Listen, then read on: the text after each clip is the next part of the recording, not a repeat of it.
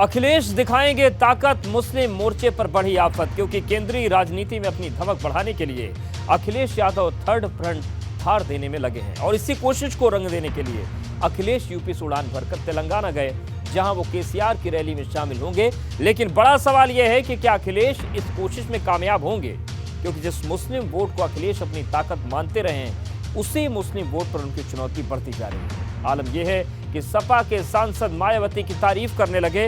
वहीं एक सवाल शिवपाल यादव की जिम्मेदारी का भी है, जिस पर कब पर्दा उठेगा, ये सवाल अब पूरा उत्तर प्रदेश पूछ रहा है।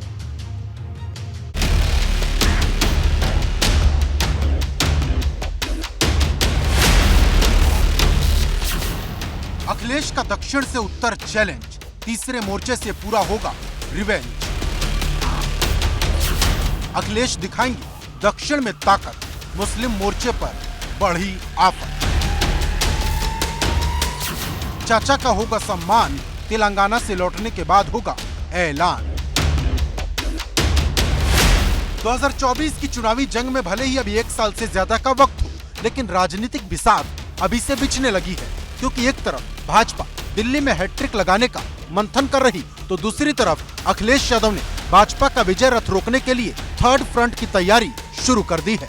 अखिलेश यादव लखनऊ से उड़ान भरकर हैदराबाद पहुंच चुके हैं, जहां वो न सिर्फ तेलंगाना के मुख्यमंत्री केसीआर की रैली में शामिल होंगे, बल्कि दक्षिण की जमीन से उत्तर की फील्डिंग सेट करेंगे। अखिलेश के इस तेलंगाना दौरे को जानकार उनकी केंद्रीय राजनीति में एंट्री मान रहे, क्योंकि सपा संस्थापक मुलायम सिंह यादव के निधन के बाद अब समाजवादी पार्टी को राष्ट्रीय स्तर पर पहचान दिलाने की जिम्मेदारी अखिलेश यादव की ही कंधों पर है। यही वजह है कि अखिलेश यादव का ये कदम भाजपा के खिलाफ थर्ड फ्रंट की तैयारी के तौर पर देखा जा रहा।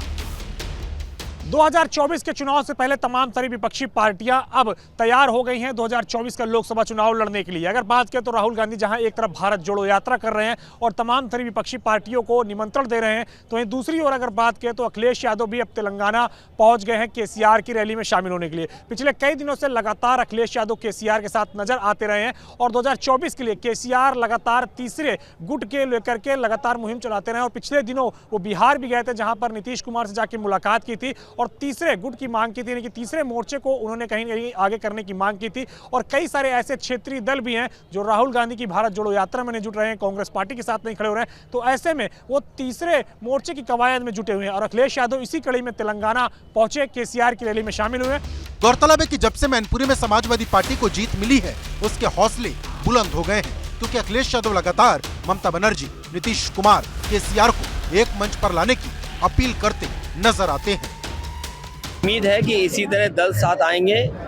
हम लोग समय समय पे जो देश के बड़े नेता हैं, जिसमें ममता बनर्जी जी हैं, केसीआर साहब हैं मुख्यमंत्री, ये प्रयास करते रहे हैं एकजुट होने के लिए। नीतीश कुमार जी हैं मुख्यमंत्री जी हैं, वो भी प्रयास करते रहे। कोई न कोई रास्ता निकलेगा और मुझे उम्मीद है कि ये जो बड़े बड़े नेता प्रयास कर रहे हैं वो सफल होंगे। हाल ही में केसीआर ने अपनी पार्टी का दफ्तर दिल्ली में खोला था, तब भी अखिलेश यादव केसीआर के साथ नजर आए थे। अखिलेश यादव की पूरी कोशिश यूपी की 80, बिहार की 40, पश्चिम बंगाल की 42 और तेलंगाना की 17 लोकसभा सीटों को मिलाकर 179 लोकसभा सीटों पर थर्ड फ्रंट की दीवार खड़ी करने की है, ताकि न सिर्फ भाजपा को चुनौती दी जा सके, बल्कि देश के सामने एक विकल्प दिया जा सके। लेकिन सबसे बड़ा सवाल ये है कि एक तरफ अखिलेश यादव दिल्ली फतेह करने के लिए थर्ड फ्रंट की तैयारी में जुटे हैं, लेकिन दूसरी तरफ मुस्लिम मोर्चे पर उनकी मुश्किल बढ़ती जा रही है, क्योंकि मायावती लगातार अपने दलित मुस्लिम गठजोड़ को एकजुट करने में जुटी हैं। और अब अखिलेश यादव की मुश्किल उन्हीं के सांसद शफीकुर रहमान बर्क ने मायावती की तारीफ करके बढ़ा दी है। उनकी पार्टी से मैं जीता था, समाजवादी हार गई थी इसमें। लेकिन बहरहाल जहाँ तक उनका ताल्लुक है, वो भी एक शख्सियत हैं और सुप्रीमो हैं। वो उनके रहने से उनकी भी ज़रूरत है देश के अंदर, ताकि ओबीसी के लोगों का के साथ जो जुल्म और जाती नाइंसाफ़ी होती है, उसके रोकने के लिए उनकी भी ज़रूरत है। अब सवाल इस बात का है कि क्या मुस्लिम वोटर का दिल बदलने लगा है, क्योंकि इससे पहले इमरान मसूद ने सपा का दामन छोड़ बसपा का दामन थामा था। इसी तरह मायावती ने अतीक अहमद के परिवार को बसपा में शामिल कराया था। अब समाजवादी पार्टी के लिए मुश्किल यह है कि अगर उसका मुस्लिम वोट थोड़ा भी इधर से उधर हुआ तो भाजपा को टक्कर देने का मिशन कमजोर हो सकता है, क्योंकि सवाल सिर्फ मायावती का नहीं, भाजपा भी पसमानदा वोट के जरिए मुस्लिम वोट में सेंधमारी करने में जुटी है। समाजवादी पार्टी के राष्ट्रीय अध्यक्ष अखिलेश यादव लगातार 2024 की तैयारी में जुटे हैं। उनकी कोशिश है कि कैसे मुस्लिम समाज को समाजवादी पार्टी के साथ जोड़कर रखा जाए। इसके अलावा राष्ट्रीय राजनीति में भी अखिलेश यादव कहीं ना कहीं अपना प्रभाव बढ़ा रहे हैं। लेकिन अब उन्हीं के सांसद शफीकुर रहमान बर्क ने कहीं ना कहीं अखिलेश यादव और समाजवादी पार्टी की भी मुश्किल बढ़ा दी है। दरअसल बर्क ने मायावती की तारीफ की है। बर्क ने कहा है कि इस समय अगर देश को किसी नेता की ज़रूरत है तो वो मायावती हैं। उन्होंने कहा कि ओबीसी समाज पर जो संकट है उसको अगर कोई दूर कर सकता है तो मायावती ही दूर कर सकती हैं। ऐसे में अब सवाल ये उठ रहा है कि एक तरफ जहां अखिलेश यादव मुस्लिम समाज को अपने साथ लाने में जुटे हैं, ऐसे में शफीकुर रहमान बर्का मायावती को तारीफ में कसीदे गढ़ना, मायावती की तारीफ करना किस बात के संकेत दे रहे हैं। ऐसे में सबकी निगाहें सपा के विस्तार प्लान पर टिकी हैं, क्योंकि जिस तरह से थर्ड फ्रंट के मिशन को आगे बढ़ाया जाएगा और कैसे यादव मुस्लिम वोट में नया वोट जोड़ा जाएगा, इस पर सोमवार को अखिलेश यादव और शिवपाल यादव के बीच करीब 1 घंटे तक चर्चा हुई। माना गया कि जल्दी समाजवादी पार्टी अपनी नई कार्यकारिणी और प्रदेश कार्यकारिणी का ऐलान कर सकती है। इसी कार्यकारिणी में अखिलेश यादव शिवपाल यादव को बड़ी जिम्मेदारी दे सकते हैं। समाजवादी पार्टी संगठन का विस्तार जल्द देखने को मिल सकता है। खुद अखिलेश यादव ने इस बात के संकेत दिए थे कि जब शुभ दिन आएंगे तब संगठन का विस्तार किया जाएगा।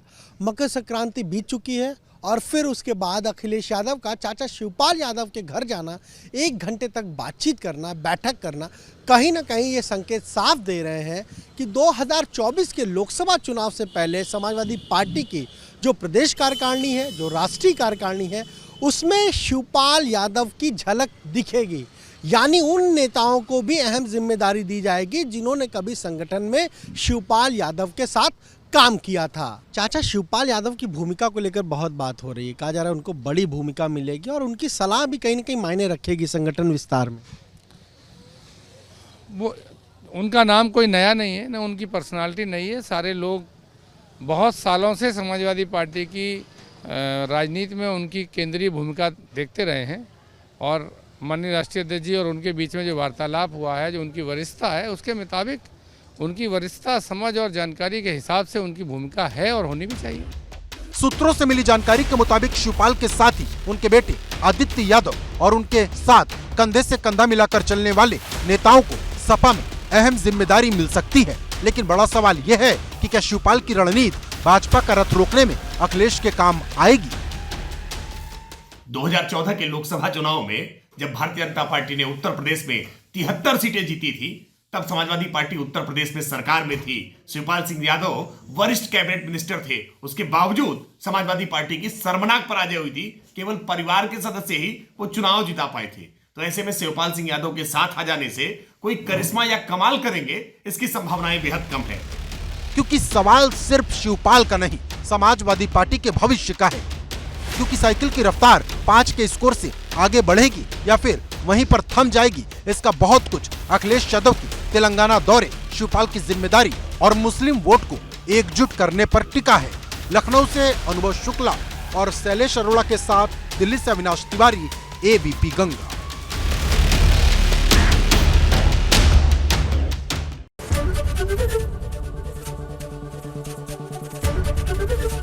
एबीपी गंगा, खबर आपकी, जुबान आपकी।